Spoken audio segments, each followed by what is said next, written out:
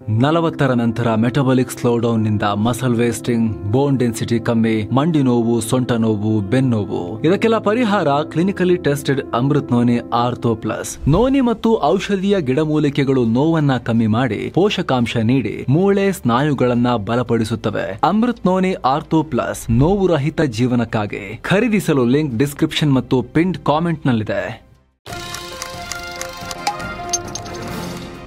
ನಮಸ್ಕಾರ ಸ್ನೇಹಿತರೆ, ಕರ್ನಾಟಕದಲ್ಲಿ ಕಳ್ಳರು ಕಾಂಪಿಟೇಷನ್ಗೆ ಬಿದ್ದಿದ್ದಾರೆ. ಈಗ ಮತ್ತೊಂದು ದೊಡ್ಡ ಬ್ಯಾಂಕ್ SBIನ ಬ್ರಾಂಚಿಗೆ ದರೋಡೆಯಾಗಿದೆ. ಸ್ಟೇಟ್ ಬ್ಯಾಂಕ್ ಆಫ್ ಇಂಡಿಯಾ ದರೋಡೆ.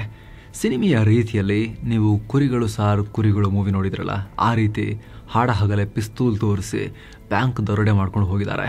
ಆದರೆ ವ್ಯತ್ಯಾಸ ಏನು ಅಂದರೆ ಇಲ್ಲಿ ಒಳ್ಳೆ ಯೂನಿಫಾರ್ಮ್ ಎಲ್ಲ ಹಾಕೊಂಡು ಸೈನಿಕರ ವೇಷದಲ್ಲಿ ಬಂದಿದ್ರು. 56 kg ಚಿನ್ನಕ್ಕೆ ಕನ್ನ ಹಾಕಿರೋ ಮಾಹಿತಿ ಬರ್ತಾ ಇದೆ. 56 ಗ್ರಾಮ್ ಅಲ್ಲ ಸ್ವಾಮಿ, 56 kg ಚಿನ್ನ ಹೊತ್ಕೊಂಡು ಹೋಗಿರೋ ಮಾಹಿತಿ ಸ್ಟೇಟ್ ಬ್ಯಾಂಕ್ ಆಫ್ ಇಂಡಿಯಾದಿಂದ.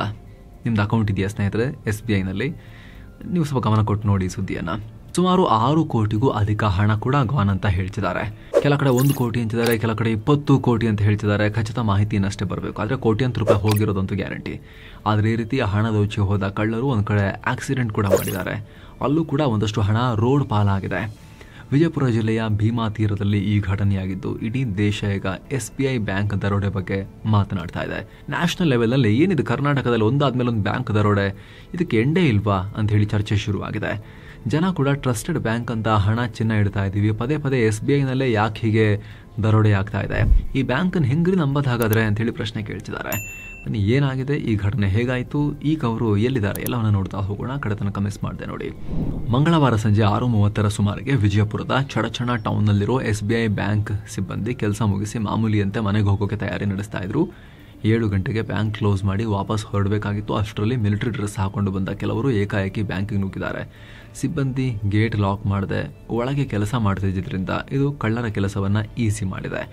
ಮಾಹಿತಿ ಪ್ರಕಾರ ಆಯುಧಗಳ ಸಮೇತ ಸುಮಾರು 5-6 ಜನ ಮುಸುಕುದಾರಿಗಳು ಬಂದಿದ್ದಾರೆ.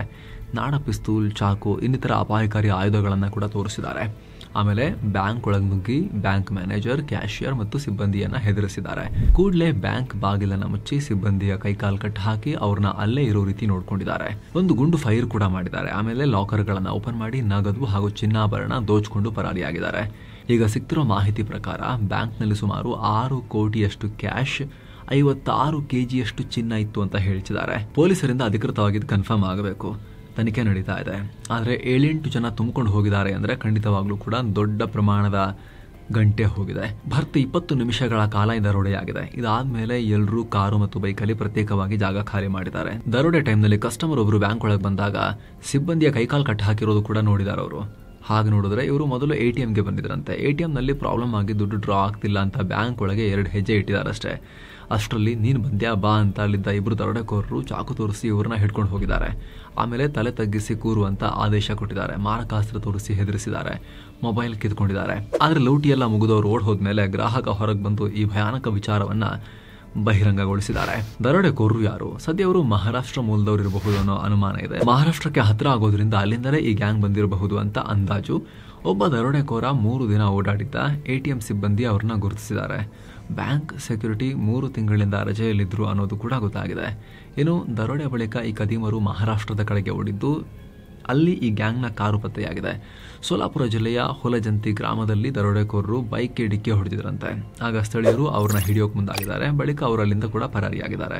ಆ ಕಾರಲ್ಲೂ ಸ್ವಲ್ಪ ಚಿನ್ನಾಭರಣ ಎಲ್ಲ ಬೀಳಿಸ್ಕೊಂಡು ಹೋಗಿದ್ರು ಅಂತ ಹೇಳ್ತಿದ್ದಾರೆ. ಸದ್ಯ ಪೊಲೀಸರು ಈ ಕುರಿತು ತನಿಖೆ ಶುರು ಮಾಡಿದ್ದಾರೆ. ವಾಹನ ಬಿಟ್ಟು ಹೋದ ಜಾಗದಲ್ಲಿ ಶ್ವಾನದಳ ಬೆರಳಚ್ಚು ತಜ್ಞರಿಂದ ತಪಾಸಣೆ ನಡೆಸಿದ್ದಾರೆ. ಅತ್ತ ಬ್ಯಾಂಕ್ನಲ್ಲಿದ್ದ CC ಕ್ಯಾಮೆರಾ, ಹಾರ್ಡ್ ಡಿಸ್ಕ್ ಅನ್ನು ಕೂಡ ವಶಕ್ಕೆ ಪಡೆದಿದ್ದಾರೆ. ಲೂಟಿಯಾದ ಸ್ಥಳಕ್ಕೆ ಹೆಚ್ಚಿನ ಪೊಲೀಸ್ ಅಧಿಕಾರಿಗಳು ಹಾಗೂ ಸಿಬ್ಬಂದಿಯನ್ನು ನಿಯೋಜನೆ ಮಾಡಲಾಗಿದೆ. ಹಾಗೆ ಮಹಾರಾಷ್ಟ್ರಕ್ಕೆ ಕನೆಕ್ಟ್ ಮಾಡೋ ದಾರಿಯನ್ನ ಫುಲ್ ಅಲರ್ಟ್ ಮಾಡಿದ್ದಾರೆ. ತೀವ್ರ ತಪಾಸಣೆ ನಡೆಸಲಾಗ್ತಾ ಇದೆ. ಏನೋ ಸ್ನೇಹಿತರೆ, ವರದಿಯಲ್ಲಿ ಮುಂದುವರಿಯುವ ಮುನ್ನ 7 ಸೈನ್ಸ್ ಟೂರಿಸಂ ಕಂಪನಿ ಅಂಡಮಾನ್ಗೆ ಟ್ರಿಪ್ ಅನ್ನ ಆಯೋಜನೆ ಮಾಡಿದೆ. ಆಫರ್ ಪ್ರೈಸ್ ಕೇವಲ 51,700 ರೂಪಾಯಿ ಮಾತ್ರ. ಅಂಡಮಾನ್ 4 ನೈಟ್ 5 ಡೇಸ್ ಟ್ರಿಪ್ ಇದು. ಈ ಪ್ಯಾಕೇಜ್ ನಲ್ಲಿ ಫ್ಲೈಟ್ ಟಿಕೆಟ್ಸ್, 3 ಸ್ಟಾರ್ ಹೋಟೆಲ್ ನಲ್ಲಿ stay, all meals, cellular jail, light and sound show, Havelock island tour, Baratang island tour, limestone cave, elephant beach luggage ಟೋ, ಎಸಿ ಟ್ರಾನ್ಸ್ಪೋರ್ಟ್ ವ್ಯವಸ್ಥೆ, private ferry tickets, 24/7 Kannada tour manager ಸೌಲಭ್ಯ ಎಲ್ಲ ಇರುತ್ತೆ. ಹೊರಡೋ ದಿನ 10 November 2025. ಕೆಲವೇ ಸೀಟುಗಳು ಲಭ್ಯ. ಆಸಕ್ತರು ಈ ನಂಬರ್ಗೆ ಕಾಲ್ ಮಾಡಿ ನಿಮ್ಮ ಸೀಟನ್ನು ಕೂಡ ಬುಕ್ ಮಾಡಿ. ಬನ್ನಿ ಈಗ ವರದಿಯಲ್ಲಿ ಮುಂದುವರಿಯೋಣ. ಸ್ನೇಹಿತರೆ, ಸಣ್ಣ ಪುಟ್ಟ ಬ್ಯಾಂಕ್ ಅಲ್ಲ, ಅತ್ಯಂತ ನಂಬಿಕಸ್ಥ ಬ್ಯಾಂಕ್ ಇದು. ಸರ್ಕಾರಿ ಬ್ಯಾಂಕ್ಗಳಲ್ಲಿ ಅತಿ ದೊಡ್ಡ ಬ್ಯಾಂಕ್, ಜಗತ್ತಿನ ಅತಿ ದೊಡ್ಡ ಬ್ಯಾಂಕ್ಗಳಲ್ಲೂ ಕೂಡ ಗುರುತಿಸಿಕೊಳ್ಳುವಂತ bank State Bank of India, SBI. ಆದರೆ ಪದೇ ಪದೇ ಇಂಥ ಘಟನೆಗಳು ಆಗ್ತಾ ಇದೆ. ಜನರಿಗೆ ಭಯ ಶುರು ಆಗುತ್ತೆ. SBIನಲ್ಲೂ ಸೇಫ್ಟಿ ಇಲ್ವಾ ಅಂತ ಕೇಳ್ತಾರೆ. ದಾವಣಗೆರೆನಲ್ಲೂ ಕೂಡ ಇದೇ ರೀತಿ SBI ಲೂಟಿ ಆಗಿತ್ತು. ಅಲ್ಲಿ 17 kg ಚಿನ್ನ ಕದ್ದಿದ್ರು. ಮನಿ ಹೈಸ್ಟ್ ವೆಬ್ ಸೀರೀಸ್ ನೋಡಿ ಪ್ರೇರಣೆ ಪಡ್ಕೊಂಡಿದ್ರು ಅಂತ ತನಿಖೆಯಿಂದ ಗೊತ್ತಾಗಿತ್ತು. 6 ತಿಂಗಳು ಹೊಂಚು ಹಾಕಿ CCTV ಮ್ಯಾನೇಜ್ ಮಾಡೋದು ಹೇಗೆ, ದರೋಡೆಗೆ ಸೂಕ್ತ ಟೈಮ್ ಯಾವುದು, ಎಲ್ಲ ಅಣುಕು ಅಭ್ಯಾಸ ಮಾಡ್ಕೊಂಡ್ ಬಂದಿದ್ರು. ಕೊನೆಗೆ ಚಿನ್ನ ಎಲ್ಲ ತಗೊಂಡು ಹೋಗಿ ಬಾವಿಗೆ ಹಾಕಿದ್ರು. ಇನ್ನು ಕೆಲ ದಿನಗಳ ಹಿಂದೆ ಇದೇ ವಿಜಯಪುರದಲ್ಲಿ ಮನಗೂಳಿ ಸಮೀಪ ಕೆನರಾ ಬ್ಯಾಂಕ್ ದರೋಡೆಯಾಗಿ 53 ಕೋಟಿ ಹಣ, 59 kg ಚಿನ್ನವನ್ನ ಹೊತ್ಕೊಂಡು ಹೋಗಿದ್ರು. ಅದಾದ್ಮೇಲೆ ಗೊತ್ತಾಯಿತು ಇದರಲ್ಲಿ ಮಾಜಿ ಬ್ಯಾಂಕ್ ಮ್ಯಾನೇಜರ್ರೇ ಕೈ ಓಡಿಸಿದ್ರು ಅಂತ. ಅವರಂತೂ CCTV ಪವರ್ ಲೈನ್ ಎಲ್ಲ ಕಟ್ ಮಾಡಿದ್ರು. ಕದ್ದ ಜಾಗಕ್ಕೆ ಶ್ವಾನದಳ ಬರಬಾರ್ದು ಅಂತ ಖಾರದ ಪುಡಿಯನ್ನೆಲ್ಲ ಚೆಲ್ಲಿ ಹೋಗಿದ್ರು. ಹಾಲಿವುಡ್ ಸಿನಿಮಾ ನೋಡಿ ಪ್ರಯತ್ನ ಮಾಡಿದ್ರು ಈ ರೀತಿ ಲೂಟಿ ಮಾಡೋಕೆ, ದಿಢೀರ್ ಶ್ರೀಮಂತರಾಗೋಕೆ ಅನ್ನೋದು ತನಿಖೆಯಲ್ಲಿ ಗೊತ್ತಾಗಿತ್ತು. ಅದಕ್ಕೂ ಹಿಂದೆ ರೋಡಲ್ಲಿ ಹೋಗ್ತಿದ್ದ ATM ಅನ್ನ ದೋಚಿದ್ರು. ಒಬ್ಬರ ಪ್ರಾಣ ಕೂಡ ಹೋಗಿತ್ತು. ಈಗ ಮತ್ತೆ ಈ ರೀತಿ ಘಟನೆಯಾಗಿದೆ. ಸ್ನೇಹಿತರೆ, ಬ್ಯಾಂಕ್ಗಳಲ್ಲಿ ಸೆಕ್ಯೂರಿಟಿ ಇಂಪ್ರೂವ್ ಮಾಡಲೇಬೇಕು. ಚೆನ್ನಾಗಿರೋ ಅಲಾರ್ಮ್ ವ್ಯವಸ್ಥೆ ಇರಬೇಕು. ತುರ್ತು ಪರಿಸ್ಥಿತಿ ಈ ರೀತಿ ಆದಾಗ ಒಂದು ಬಟನ್ ಪ್ರೆಸ್ ಮಾಡಿದ್ರೆ ಸಾಕು, ಕೂಡಲೇ ಹತ್ತಿರದ ಪೊಲೀಸ್ ಸ್ಟೇಷನ್ ಮತ್ತು ರಕ್ಷಣಾ ಸಿಬ್ಬಂದಿಗೆ ಎಲ್ಲ ಕಡೆಗೂ ಕೂಡ ಮಾಹಿತಿ ಹೋಗೋ ಥರ ಇರಬೇಕು. ಕ್ವಿಕ್ ಆಗಿ 5-10 ನಿಮಿಷದಲ್ಲಿ ಅಲ್ಲಿಗೆ ಎನ್ಫೋರ್ಸ್ಮೆಂಟ್ ಬರೋ ರೀತಿ ಇರಬೇಕು. ಒಂದಷ್ಟು ಜನ ಸಿಬ್ಬಂದಿ ಕೂಡಲೇ ಬಂದು ಅಲ್ಲಿ ಬ್ಯಾಂಕನ್ನು ಕವರ್ ಆಗೋ ರೀತಿ ಇರಬೇಕು. 24/7 ತರಬೇತಿ ಪಡೆದ, ಬಂದೂಕು ಹೊಂದಿರೋ, ಬುಲೆಟ್ ಪ್ರೂಫ್ ವಸ್ತ್ರಗಳನ್ನು ಧರಿಸಿರೋ ಸಿಬ್ಬಂದಿ ಇರಬೇಕು. ಬ್ಯಾಂಕ್ಗಳಿಗೆ ಇಷ್ಟಾದರೂ ಅವಶ್ಯಕತೆ ಇದೆ. ಇದೆಲ್ಲ ಗೊತ್ತೇ ಇರೋದೆ, ಹೊಸದಾಗಿ ಏನು ಹೇಳಬೇಕು ಅಂತೇನಿಲ್ಲ. ಸೇಫ್ಟಿಗೆ ಏನು ಮಾಡಬೇಕು ಅಂತ ಎಲ್ರಿಗೂ ಕೂಡ ಗೊತ್ತಿದೆ, ಬ್ಯಾಂಕ್ನವ್ರಿಗೂ ಗೊತ್ತಿದೆ. ದೊಡ್ಡ ದೊಡ್ಡ ಬ್ರಾಂಚ್ಗಳಲ್ಲಿ, ನಗರಗಳಲ್ಲಿ ಸ್ವಲ್ಪ ವ್ಯವಸ್ಥೆ ಮಾಡ್ಕೊತಾರೆ. ಬಿಟ್ಟರೆ ಎಲ್ಲ ಕಡೆ ತುಂಬ ಲೂಸ್ ಇದೆ ಸೆಕ್ಯೂರಿಟಿ. ಇನ್ನೂ ಕೂಡ ಪಾಠ ಕಲ್ತಿಲ್ಲ ಅಂದರೆ ಇದೇ ರೀತಿ ಬಂದು ಲೂಟಿ ಮಾಡ್ಕೊಂಡು ಹೋಗ್ತಾನೆ ಇರ್ತಾರೆ ಅಷ್ಟೇ.